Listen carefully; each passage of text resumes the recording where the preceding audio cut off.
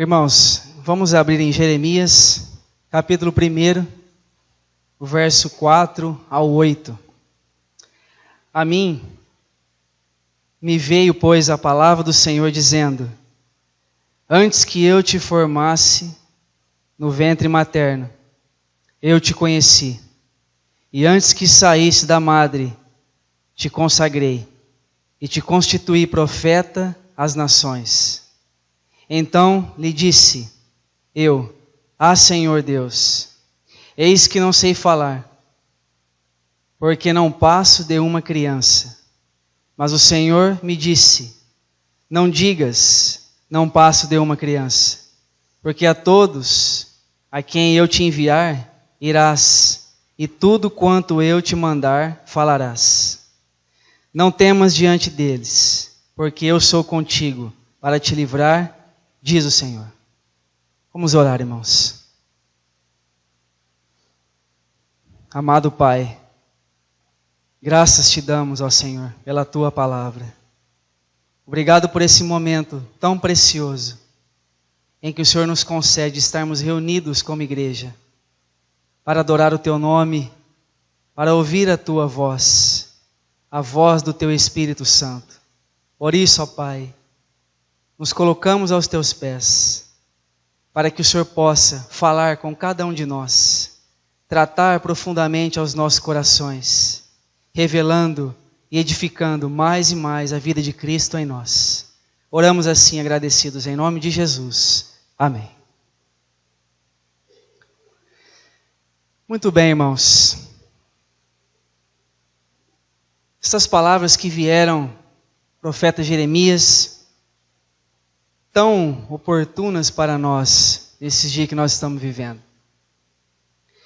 Ele foi chamado pelo Senhor para ser profeta naquele tempo. Irmãos, quando nós olhamos para a vida de Jeremias, ele levou 40 anos tentando evitar a crise em Jerusalém. Neemias apareceu 100 anos mais tarde e tentou apagar a vergonha. Jeremias foi um profeta que pregou a palavra de Deus durante 40 anos e ninguém se arrependeu. Se nós fôssemos qualificar a vida de Jeremias, o seu testemunho diante do Senhor seria um fracasso aos nossos olhos. Mas não foi para isso que Deus o colocou. Porque ele propriamente disse, na leitura que nós fizemos aqui: eis que não sei falar, porque não passo de uma criança. E Deus falou para ele: não digas não passo de uma criança, porque a todos a quem eu te enviar irás, e tudo quanto eu te mandar falarás. Por isso, não temas diante deles, porque eu sou contigo para te livrar, diz o Senhor. Esse homem, irmãos, ele padeceu muito por causa da confiança que ele tinha no Senhor. Ele não olhava para as circunstâncias onde pessoas não se arrependiam, porque a palavra tratava profundamente com o povo naquele momento. Então, a palavra fundamental que Jeremias anunciava era arrependimento, para que o povo de Israel se arrependesse das suas obras, daquilo que eles deixaram de olhar para as coisas que eles estavam fazendo. Então, meus irmãos, abramos aqui em 1 Reis, capítulo 14. 1 Reis, capítulo 14, o verso 25 nos diz assim: no 5º ano do rei Roboão, Sisaque, rei do Egito, subiu contra Jerusalém e tomou os tesouros da casa do Senhor e os tesouros da casa do rei, tomou tudo. Também levou todos os escudos de ouro que Salomão tinha feito. Em lugar destes, fez o rei Roboão escudos de bronze e os entregou nas mãos dos capitães de guarda, que guardavam a porta da casa do rei. Toda vez que o rei entrava na casa do Senhor, os da guarda usavam os escudos e tornavam a trazê-los para a câmara da guarda. Os irmãos lembram desse momento quando o rei Roboão, este rei do Egito chamado Sisaque, invadiu e roubou todos os tesouros da casa do Senhor.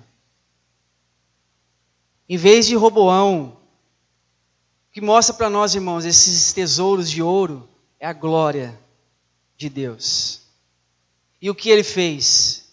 Ele substituiu a glória de Deus por escudos de bronze. E muitos irmãos, infelizmente, estão realizando obras com escudos de bronze. E se o Senhor não tirar esses escudos de bronze, irmãos, do meio do seu povo, haverá muitos problemas. Muitos problemas. Agora, a vida do rei Roboão foi complicado por causa dessa desobediência que ele teve diante do Senhor. Ninguém tinha dado essa autoridade para ele mudar os tesouros da casa do Senhor por bronze. Mas o que nos ensina é que a vida dele, irmãos, sem esta obediência à palavra do Senhor, sem esta verdade que é o ouro, que é a glória de Deus no meio do seu povo, isso houve muitas complicações ao reinado de Roboão. Agora, olhando para os nossos dias atuais, irmãos, para a nossa vida hoje diante do Senhor, para aquilo que Ele tem feito em nós, será que nós estamos tentando trocar algo da glória de Deus para Ele? Será que nós tentamos substituir algo que o próprio Senhor pode nos dar por algo que eu e você possa produzir, irmão? Porque eu digo aos irmãos, surge um fogo no meio de nós, que vem de Deus, que produz um avivamento em nós, irmãos. É um fogo que não é feito por mãos humanas. É um fogo vindo do alto. Um fogo que leva-nos a sermos avivados no Senhor. Agora, irmãos, eu acredito perfeitamente que muitos de nós não entendemos a profundidade dessa palavra, avivamento. Porque nós achamos que um avivamento é algo que, fora do normal, do acontecimento da reunião, que há algo extraordinário que possa nos levar a fazer coisas que a gente não espera. Pular, gritar, saltar, chorar e algo que pode os irmãos pensar sobre isso. Avivamento não é isso, irmãos. O significado da palavra avivamento é a vida de Cristo abundante em nós. Este é o significado, irmãos. Quando nós olhamos para... Os irmãos não precisam ler. 2 Reis, capítulo 22 e 23. Se os irmãos quiserem ler depois. Ali fala sobre a vida do rei Josias, que foi o último rei justo em Judá. Irmãos, no 18º ano do seu reinado, ele tinha um sumo sacerdote chamado Ilquias, que encontrou o livro da lei. E este sacerdote levou o livro até o escrivão, chamado Safã. E esse escrivão leu o livro da lei perante o rei Josias. E quando o rei Josias ouviu estas palavras, ele rasgou as suas vestes. Ele pediu para que o povo confessasse os seus pecados e tirasse a idolatria de dentro de suas casas. Amados irmãos, Jeremias entra nessa realidade do reinado de Josias. Só que ele estava 5 anos antes profetizando sobre esta verdade, daquilo que as pessoas não estavam ouvindo. Ele viu que o povo tirou os ídolos de dentro das suas casas. Mas ele também viu que o povo não tirou os ídolos dos seus corações. É fácil para nós, irmãos, sabermos que nós somos nova criatura em Cristo. Que Cristo morreu uma morte que não era dele, e sim nós. Que hoje nós somos dele. Que nós temos que entender, meus irmãos, que a palavra igreja significa eclésia. E eclésia é chamados para fora. Nós estamos nesse mundo, mas nós não pertencemos a esse mundo. O Senhor nos tirou desse mundo.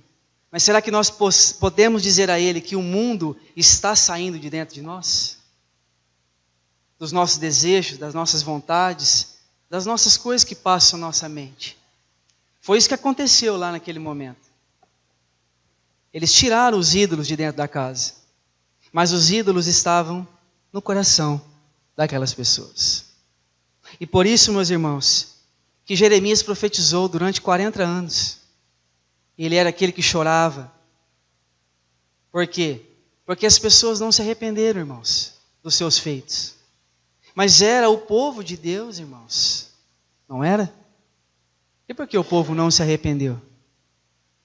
Porque eles estavam mais preocupados com os seus afazeres do que se arrepender. Agora nós precisamos entender, irmãos, que esta palavra avivamento é necessário para a igreja do Senhor. Mas não um avivamento que nós até vemos alguns por aí afora. Mas um avivamento que vem dele, irmãos, que vem do alto. Não um avivamento gerado de baixo para cima, mas um avivamento gerado de cima para baixo, irmãos. Nós não podemos achar que performance nossas aqui vai fazer algo que vai deixar o coração do nosso Deus maravilhado. Isso não é possível para nós, irmãos. Porque você se lembra quando Jesus entrou para ser batizado? Ou são aquelas palavras que o Deus disse? Este é o meu filho amado, em quem eu tenho todo o meu prazer. Irmãos, você se lembra a palavra que foi dirigida a João Batista? Que aquele homem que a pomba pousasse sobre a sua cabeça, aquele seria o Messias. Como, meus irmãos, que João Batista conseguiu reconhecer Cristo na fila daqueles monte de pessoas que estavam lá sendo batizados por ele? Como que ele conseguiu? Porque ainda não tinha sido batizado. Ainda a pomba não tinha vindo sobre a cabeça do nosso Senhor. Porque João Batista viu algo diferente em Jesus. João Batista olhou para ele com os olhos espirituais. E ele viu que Jesus, aquele homem manso e humilde de coração, era uma pessoa diferente de todos aqueles que estavam naquela fila para serem batizados.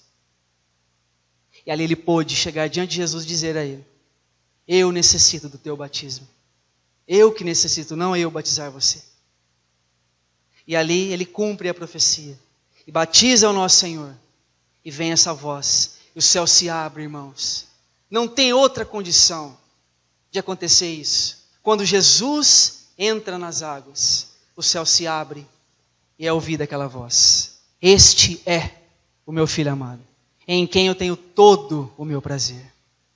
Amados irmãos, o prazer do nosso Deus está em Cristo, não em nós. Nunca se esqueça disso, meu irmão. Senão nós vamos achar que algo que eu e você possa fazer vai conquistar o coração de Deus. E não vai, irmãos. Não vai. Tudo que Cristo fez, Ele já assinou embaixo, irmão. Ele já disse: está tudo consumado. Agora, para que a igreja dele seja avivada, irmãos, temos que entender que quando surgir esse fogo no meio de nós, é necessário que eu e você coloque a nossa boca no pó, irmãos, e clame a Ele misericórdia. Irmãos, aqui em Jeremias capítulo 5. Jeremias capítulo 5, o verso 30 e 31. Coisa espantosa e horrenda se anda fazendo na terra. Os profetas profetizam falsamente, e os sacerdotes dominam de mãos dadas com eles, e é o que deseja o meu povo. Porém, que fareis quando estas coisas chegarem ao seu fim? Irmãos, quando Jeremias estava anunciando para que o povo se arrependesse, para que o povo tirasse os olhos daquelas coisas e olhassem para o Senhor, se levantou aqui muitos profetas profetizando falsamente. E muitos sacerdotes que davam as mãos com eles. E o que diz a palavra para nós, irmãos? E é o que deseja o meu povo. O povo naquele momento desejava ser enganado, irmãos. Olha para você ver a profundidade da palavra de Deus. É o que a Bíblia nos diz. E o povo deseja. É o que o meu povo deseja, irmãos. Aí ele diz, porém, que fareis quando estas coisas chegarem ao seu fim? Agora, se você virar apenas uma página, Jeremias capítulo 6 e o verso 14, nós vamos entender o porquê disso. Curam superficialmente a ferida do meu povo, dizendo, paz, paz, quando não há paz. A mensagem desses profetas falsos, junto com esses sacerdotes, era uma mensagem superficial. Curava a ferida do povo só superficialmente, irmãos. Porque a palavra que Jeremias anunciava era um arrependimento. Era para que ele se convertesse dos seus maus caminhos. E o que esses falsos profetas pregavam era uma mensagem superficial. Um exemplo. Uma pessoa que está com câncer. Vou colocar um band-aid por cima dessa doença. Era isso que esses profetas falsos faziam. Por isso que encantavam as pessoas. Agora, a palavra que Jeremias anunciava era uma palavra que cortava a vida dos irmãos. E muitos não quiseram. Muitos não quiseram. Muitos fizeram o que com Jeremias? Quando aqueles falsos líderes que surgiu aqui nesse momento, prenderam ele, bateram nele, chamaram ele de mentiroso. Ele continuou, irmãos, a anunciar a sua palavra, com aquele encargo que Deus tinha colocado no seu coração. Você foi chamado, Jeremias. Não acho que vai vir algo de você. Eu vou falar na sua boca. Porque ele teve medo quando Deus chamou ele. Como ele disse no princípio, eu sou apenas uma criança. E Deus disse para ele, não tenha medo, porque eu vou falar. Eu vou te levar adiante deles. E vou falar a minha palavra a eles. E Jeremias pôde compreender que Deus estava chamando ele para um ministério maravilhoso. Que nem esse mau sucesso que ele teve no seu ministério abalou a sua vida. Porque pense, irmãos, um homem que pregou a palavra durante 40 anos e ninguém deu crédito a ele. Era para ele o quê? No primeiro ano que ele pregou, ele desistia. Mas ele não, ele foi dependendo do Senhor. E foi confiando no Senhor e pregando a sua palavra. Não importando com o que ia acontecer pela vida dele, mas por aquilo que a vontade do Senhor era estabelecida. Arrependei-vos. A palavra que ele pregava, resumindo tudo, irmãos, é arrependimento. O capítulo 20 de Jeremias, irmãos.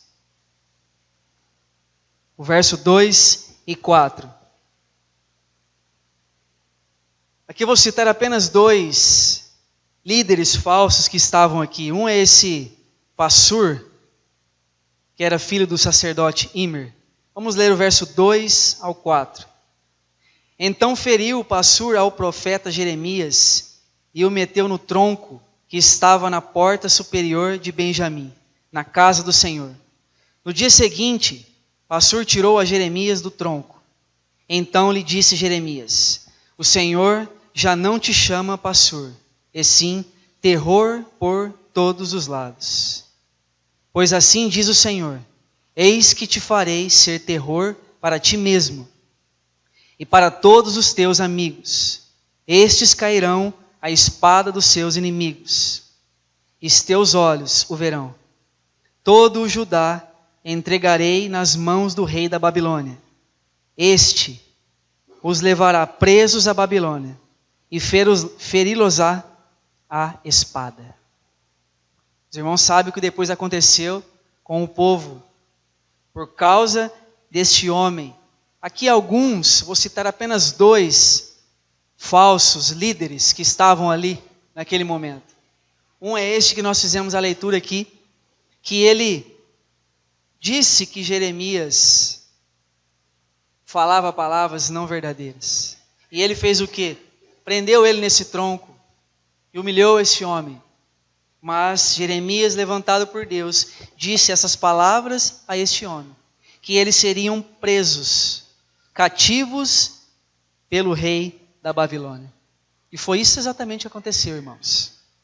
Agora, Jeremias capítulo 28, nos mostra este profeta Ananias. Jeremias capítulo 28, o verso 15 ao 17. Disse Jeremias, o profeta, ao profeta Ananias: ouve agora, Ananias, o Senhor não te enviou, mas tu fizeste que este povo confiasse em mentiras. Pelo que assim diz o Senhor: eis que te lançarei de sobre a face da terra, morrerás este ano, porque pregaste rebeldia contra o Senhor. Morreu, pois, o profeta Ananias, no mesmo ano, no 7º mês. Esse profeta Ananias não é o mesmo Ananias que Deus usou com a vida do apóstolo Paulo. Este é outro Ananias. Este foi um falso profeta que estava, naquele momento, chamando tudo aquilo que Jeremias tinha pregado de mentira. E pela sua própria boca, daquilo que ele disse, ele morreu por isso. Ele morreu por isso. Porque a própria leitura nos diz que, pelo que diz o Senhor, eis que te lançarei de sobre a face da terra, morrerás este ano. Irmãos amados, a palavra desse Deus, ela é poderosa, irmãos. Poderosa. Temos que tomar um cuidado com a nossa língua. A nossa língua é poderosa, irmãos. Este homem, falso profeta Ananias, dizia que tudo aquilo que Jeremias falava era mentira. Ele morreu por causa dessa própria fala que ele disse de Jeremias. Porque Jeremias disse a ele: porque pregaste rebeldia contra o Senhor. E por causa disso, você vai morrer. Ele morreu, irmãos.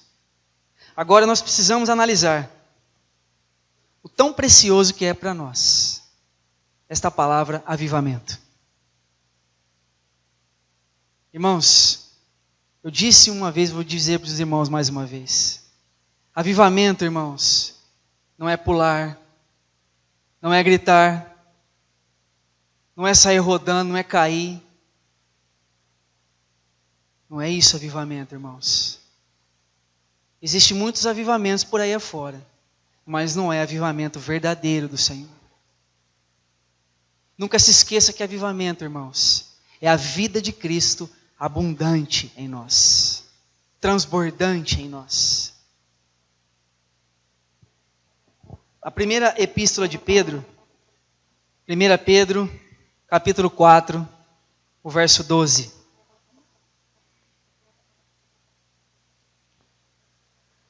Amados, não estranheis o fogo ardente que surge no meio de vós, destinado a provar-vos, como se alguma coisa extraordinária vos estivesse acontecendo.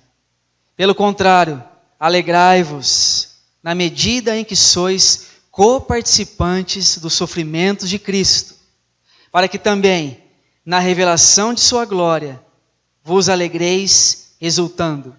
Se pelo nome de Cristo sois injuriados, bem-aventurados sois, porque sobre vós repousa o Espírito da glória e de Deus. Está aqui para todos nós. quando surgir esse fogo no meio de nós, irmãos, esse fogo é destinado para provar-nos, para sermos coparticipantes dos sofrimentos de Cristo, irmãos. Olha que maravilhoso isso. Agora, leva os irmãos a lembrarem, em Êxodo capítulo 3, verso 2, da sarça ardente. Os irmãos lembram ali daquele momento em que Deus chama Moisés? Estava ali aquela sarça e surge um fogo. Aquele fogo, irmãos, ele muda o aspecto das coisas. Não foi a sarça que fez aparecer o fogo. Foi Deus que colocou aquele fogo. O combustível daquele fogo não era a sarça. Se os irmãos lerem lá, o fogo estava lá e a sarça não queimava, irmãos. Leia com cuidado. A sarça não queimava. O que fez Moisés colocar os olhos foi no fogo que chamou a atenção dele. Por que isso, irmãos? O combustível desse fogo não era a sarça. Ele existe sem nós. O fogo desse Deus existe sem eu e sem você, irmãos. Não precisa de mim e de você para que ele surge com este fogo. Foi o que ele fez com Moisés. Ele levantou aquele fogo, chamou Moisés e disse: Moisés, tire as sandálias dos teus pés, porque o lugar que você está aqui é santo. E Moisés entrou.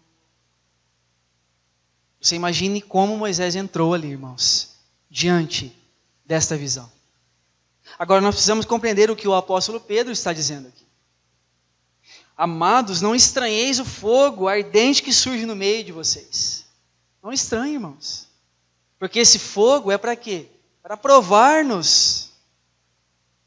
Para que nós entendemos, irmãos, que alegrar na medida em que somos coparticipantes dos sofrimentos de Cristo, irmão. Então o que nós entendemos com isso? A vida cristã, ela não é um mar de rosas. A vida cristã é uma batalha espiritual, irmãos. Isso que nós temos que compreender profundamente. Agora, para que o Senhor venha avivar a sua igreja, precisamos estar com os nossos olhos somente neles. Irmãos, nós sabemos que estamos vivendo um momento apocalíptico.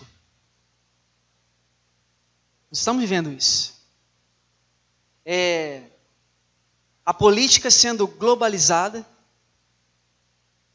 as religiões tentando se unificar, a economia tentando se tornar única, catástrofes, tragédias, pai matando filho, filho matando pai, e etc., irmãos.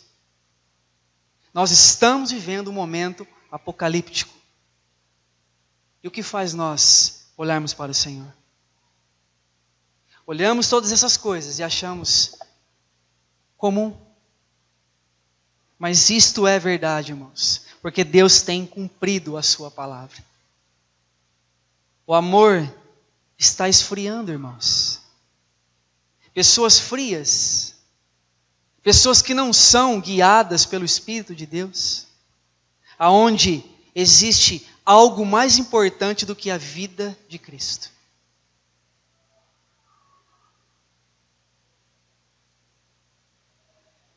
Irmãos, a igreja avivada no Brasil se ilude com o crescimento de evangélicos. Preste atenção. Que entram pela porta da frente, mas se esquece de lamentar dos que saem pelas portas do fundo. Faço uma pergunta a vocês, irmãos. Isso seria avivamento? Contabilizar o crescimento de evangélicos no Brasil? Que avivamento que é esse, irmãos? Aonde contam as pessoas que entram, mas não se lamenta das pessoas que saem. Isso não é avivamento, irmãos. Isso é algo que nós não estamos compreendendo, a necessidade de um avivamento na sua igreja. Avivamento no Brasil, irmãos, confunde Pentecoste com pentecostalismo. Existe uma diferença muito grande nisso, irmãos. Eu vou citar apenas 2 exemplos aos irmãos. Pentecostalismo é o culto da nossa espiritualidade. Isto é, falar em línguas, pregar sobre dons e etc. Pelo outro lado, Pentecoste é um relacionamento com a pessoa do Espírito Santo que produz em nós a vida de Cristo. Muito diferente, irmãos. Muito diferente. Muitos também procuram um evangelho onde existe coisas palpáveis para que você possa crer. Um evangelho onde é mesclado com coisas do mundo, aonde pessoas estão se reunindo por apenas o que Deus pode trazer para eles. Muitos buscam o Senhor, infelizmente por causa de curas, milagres e bênçãos. Mas não buscam o Senhor para ter um relacionamento íntimo com Ele. Agora eu digo aos irmãos, será que para nós entendemos o que é avivamento? Se fizer uma pesquisa, irmãos, no Rio de Janeiro e São Paulo, que 42% daqueles jovens que estão na FEBEM eram filhos de evangélicos. 42%. Agora, será que avivamento aqui no Brasil é números? Aonde há um crescimento de evangélico no Brasil? Evangélicos que não têm relacionamento com o Senhor. Isso é muito pobre, irmãos. Isso não traz edificação para a igreja de Cristo. Esse exemplo que eu trouxe aos irmãos é uma pesquisa dada em São Paulo e Rio de Janeiro. 42%, irmãos, quase a metade de todos os internos da FEBEM são filhos de evangélicos. Qual é esse avivamento que o Senhor quer para a sua igreja, irmãos? Precisamos entender. O fundamento do verdadeiro avivamento é ter visão do trono de Deus. Portanto, devemos pensar com toda seriedade em avivamento como sendo algo que nasce do trono de Deus. Digo aos irmãos mais uma vez, avivamento, irmãos, não é algo que eu e você possa fazer para agradar o coração de Deus. Avivamento é algo feito de cima para baixo. É onde pessoas, irmãos, estão com um único pensamento, uma única fé, buscando um relacionamento íntimo com o Senhor. E Ele vai encher-nos da pessoa bendita do Seu Filho. Vamos entender, irmãos, que Paulo escreve aos Efésios para nós sermos cheios do Espírito Santo. Você acha que isso é algo que ele escreveu em vão? Enchei-vos do Espírito Santo. Isso é um imperativo, irmão. É um verbo no imperativo. Ou seja, é uma ordem que o Senhor nos dá. Não é para que você e eu, algumas vezes, tentamos nos encher do Espírito. Não. Viva a sua vida cheio do Espírito de Deus. É isso, irmãos, que temos que compreender. Eu quero dar alguns exemplos rápidos aos irmãos. 2 Crônicas, capítulo 7. 2 Crônicas, capítulo 7, o verso 1, 2 e 3. Tendo Salomão acabado de orar, desceu fogo do céu e consumiu o holocausto e os sacrifícios, e a glória do Senhor encheu a casa. Os sacerdotes não podiam entrar na casa do Senhor, porque a glória do Senhor tinha enchido a casa do Senhor. Todos os filhos de Israel, vendo descer o fogo e a glória do Senhor sobre a casa, se encurvaram com o rosto em terra, sobre o pavimento, e adoraram e louvaram o Senhor, porque é bom, porque a sua misericórdia dura para sempre. Aqui foi o caso da vida do rei Salomão, que quando levou a arca para o seu lugar, aconteceu que ele estava orando e este fogo do céu desceu, irmãos, que encheu a casa e ninguém que podia estar lá não poderia fazer outra coisa a não se encurvar diante da glória de Deus, se dobrar, porque foi isso, irmãos, que este fogo faz quando vem em nós. Em 1 Reis, capítulo 18, o verso 38. Então caiu fogo do Senhor e consumiu o holocausto, e a lenha, e as pedras e a terra, e ainda lambeu a água que estava no rego. O que vendo todo o povo, caiu de rosto em terra e disse: O Senhor é Deus, o Senhor é Deus. Disse-lhe Elias: Lançai mão dos profetas de Baal, que nenhum deles escape. Lançaram mão deles, e Elias o fez descer ao ribeiro de Quizon, e ali os matou. Os irmãos lembram desse contexto? Elias estava sozinho e tinha à sua frente 450 profetas de Baal. A dependência deste homem guiado por Deus, que disse essas palavras aqui no final. Mas para que o irmão entenda o contexto, leia do verso 20 ao 40, que aqui mostra o contexto geral. E aqui o que disse, irmãos, tão maravilhoso para nós. Quando esse fogo caiu, irmãos, estas pessoas se prostraram com o rosto em terra. Muito diferente de avivamentos que você está vendo por aí afora, onde há um movimento que pessoas caem de costa.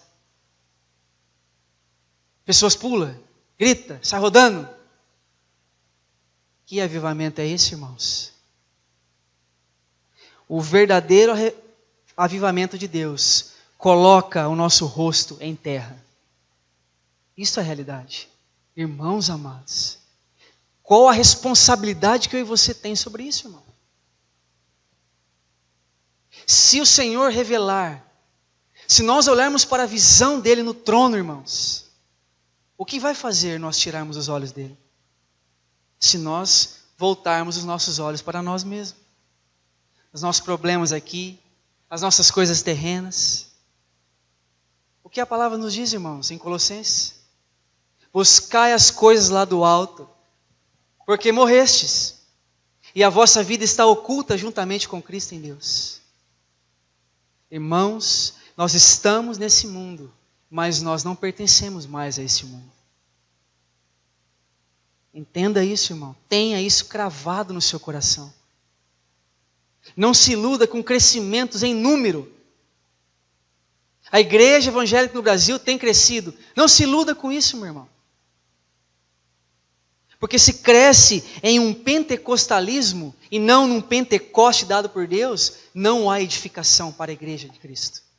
Não há. Porque o verdadeiro Pentecoste é aquele relacionamento que nós temos que ter com a pessoa do Espírito Santo.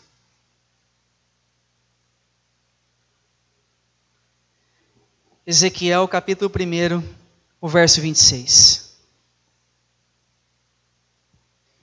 Por cima do firmamento que estava sobre a sua cabeça, havia algo semelhante a um trono, como uma safira.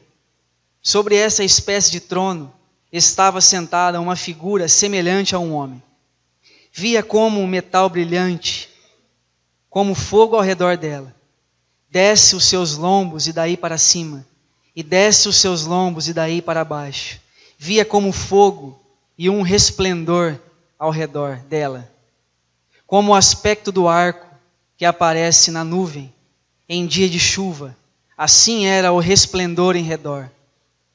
Esta era a aparência da glória do Senhor.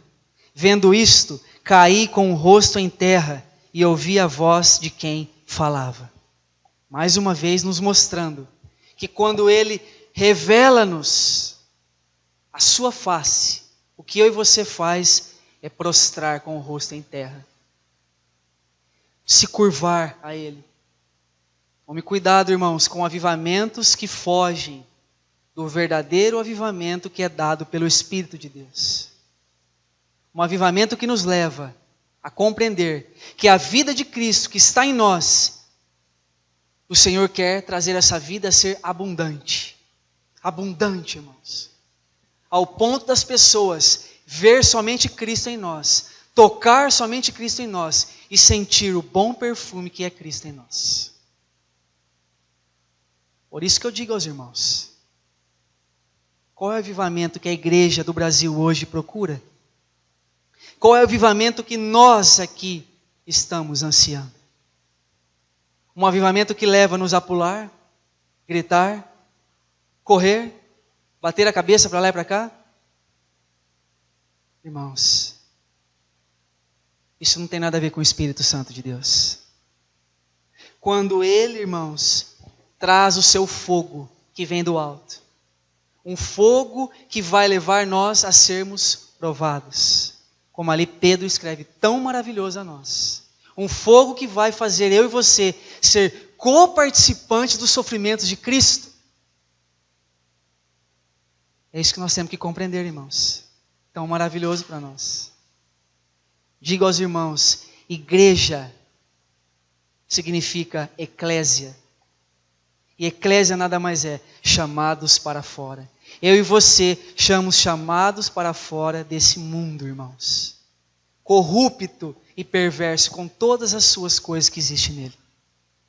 Nós somos chamados para fora.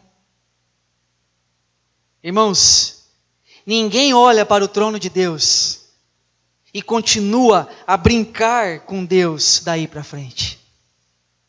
Como que Deus vai nos trazer o seu fogo, a visão do trono, e eu e você vai continuar brincando com as coisas de Deus, irmãos? Como? A não ser que eu e você não tenha a visão do trono. Aí nós vamos continuar brincando com as coisas de Deus, achando que aquilo que eu e você está fazendo é as coisas de Deus. Amados irmãos, eu e você não querendo, esse fogo ele vai surgir no nosso meio. Se nós somos filhos dele, esse fogo vai surgir no nosso meio. Uma hora ou outra, eu e você não querendo, ele vai aparecer. Se nós somos filhos. Se não somos filhos, ele não vai enviar esse fogo sobre nós. Agora, digo também aos irmãos, só haverá um avivamento verdadeiro em nossos dias, quando houver uma percepção que há um Deus assentado no mais alto e sublime trono. Aquele que está sentado, irmãos, acima de todas as coisas. Aquele que Paulo pôde contemplar quando esteve no terceiro céu. E viu coisas ali que não era lícita nenhum homem ver. Ver aquela visão tão maravilhosa que João teve de Cristo glorificado na ilha de Patmos. Irmãos, precisamos nos colocar diante do Senhor. Nós estamos vivendo os últimos dos últimos dias. Estamos aí à porta de acontecer algo muito mais profundo que nós não imaginamos. Estamos aí ao princípio de surgir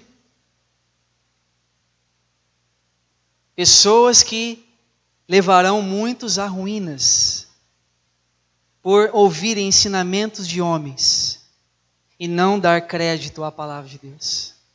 Olhando para a vida, irmãos, de Jeremias, naquele tempo, nós temos uma visão do tempo de hoje muito semelhante do que nós estamos vivendo. A palavra tem sido pregada. Não estou generalizando, irmãos, entenda bem. A palavra tem sido pregada e muitos estão endurecendo diante da palavra. Porque a palavra ela opera isso em nós. A palavra ela nos mostra um caminho contrário daquilo que eu e você pensa que é. Porque foi para isso que o Senhor nos salvou, irmãos. Foi para isso que Ele nos regenerou. Para expressarmos a vida gloriosa do Seu Filho Jesus Cristo. Quando nós compreendermos que é necessário que a igreja de Cristo nos últimos dias seja avivada, nós vamos colocar a nossa boca no pó, irmãos. E parar de preocupar com problemas terrenos. Porque Paulo disse a realidade para nós. Pensai nas coisas do alto, não nas que são daqui da terra. Irmão, você entende isso? Por que é tão difícil para nós entendermos isso? Porque nós ainda estamos vivendo em torno do nosso umbigo, irmãos. Pensai nas coisas do alto e não nas que são daqui da terra. Por quê, irmão? Porque eu e você já morreu com Cristo. E a nossa vida, irmão, está oculta com Cristo em Deus.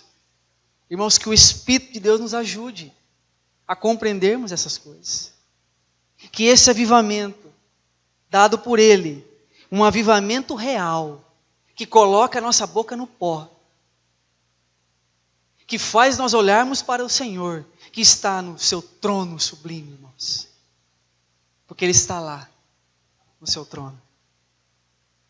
E nós estamos aqui para expressar a vida gloriosa de Cristo Jesus. Amém, irmãos? Vamos orar.